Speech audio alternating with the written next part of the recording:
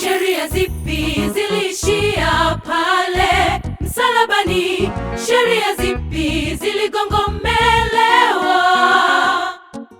Sheria zipi zilishia pale msalabani?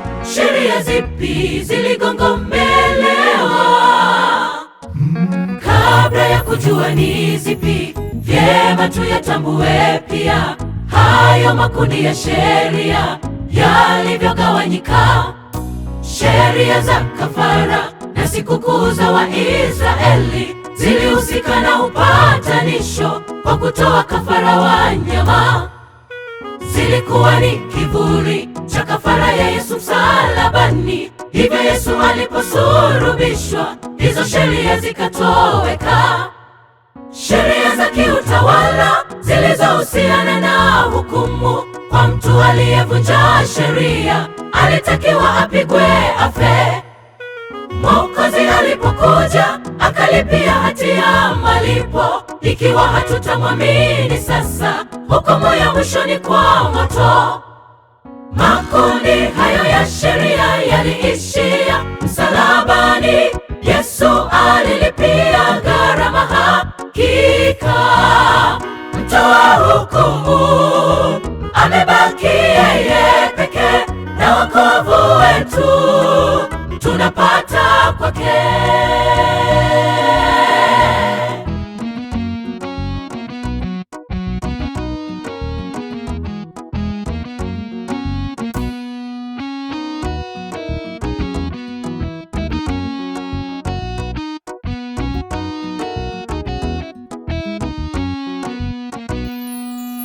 Tumalizie kwa kutazama makundi mawili ya sheria, nazo pia tujue.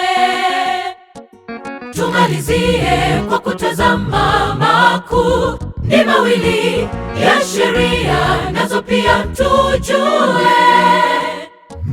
Kulikuwa nazo sheria kuhusiana na vyakula. Mungu alitoa maagizo tule nini. Mungu anazingatia ustawi wetu na afya zetu, sababu yeye ndiye muumbaji. Hatuna budi kuzingatia. Tunapozipuuza tunachagua kujiangamiza. Sheria hizi hazikutoweka ili kuzilinda afya zetu.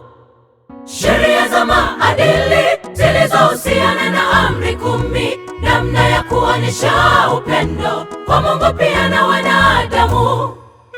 Yesu alizitunza, mitume nao wakaendeleza. Hazikuishia msalabani, hakuna iliyobadilishwa. Kuziondoa amri 10 za Mungu ni sawasawa na kuondoa upendo mioyoni mwetu.